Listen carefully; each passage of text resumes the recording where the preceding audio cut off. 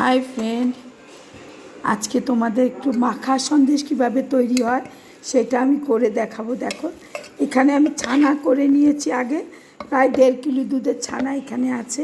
এই ছানাটা করে ভালো করে জল ঝারিয়ে আমি শুকনো করে জলটাকে ঝারিয়ে নিয়েছি।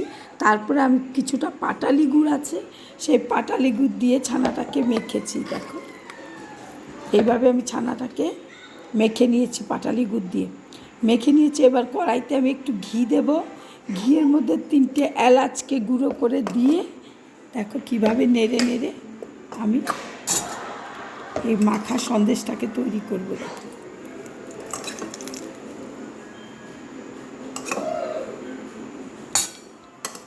ঘি দিয়ে দিয়েছি।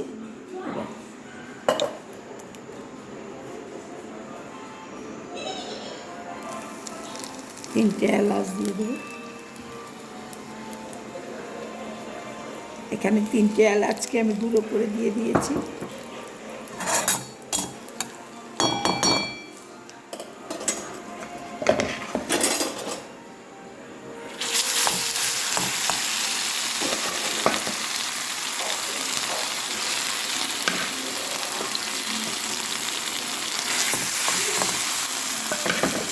এইভাবে নেড়ে নেড়ে আমি সন্দেশটাকে করে নেব, মাখা সন্দেশটাকে। আর একটু যদি খেজুরের গুড় লাগে আর একটু দেবো। আমি গুড় দিয়ে মাখিয়ে নিয়েছি যতটা আন্দাজ মতো। যারা বেশি গুড় খাবে বেশি করে দেবে, যারা অল্প খাবে তারা অল্প দেবে। আমি এখানে অল্পই খেজুরের গুড় দিয়ে মেখে নিয়েছি। দেখতে থাকো, এবার এটাকে নেড়ে নেড়ে নেড়ে নেড়ে আমি সন্দেশটাকে করে নেব। বন্ধুরা দেখো আমি কীভাবে মাখা সন্দেশটাকে করে নিচ্ছি। আমাদের তো বলেছি ফার্স্টে আমি এতে ছানাটাকে ভালো করে জল ঝারিয়ে নিয়েছি, নিয়ে তার মধ্যে খেজুরের গুড় দিয়ে ছানাটাকে মেখেছি।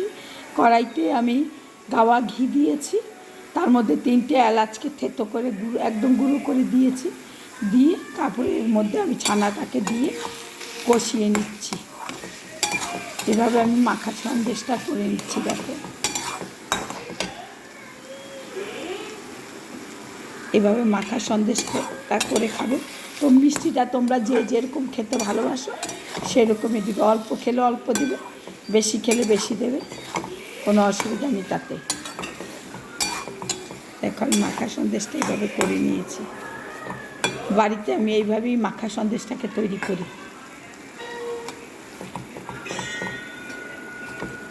ভিডিওটা ভালো লাগলে লাইক কমেন্ট শেয়ার করবে, আমার পাশে থাকবে, আমার খুব ভালো লাগবে। বন্ধুরা, তোমরা সবাই ভালো থাকো, সুস্থ থাকো, আর সবাই মন দিয়ে কাজ করে যাও।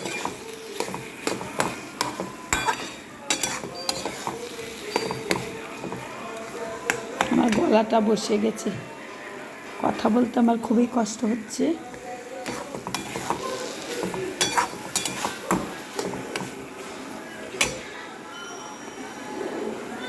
আমি এইভাবে করে নিয়েছি। হাই ফ্রেন্ড, দেখো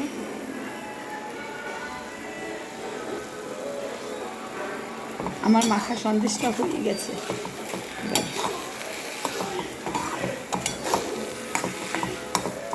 এভাবে মাখা সন্দেশ করে খাবে বাড়িতে, দেখবে খুব ভালো লাগবে।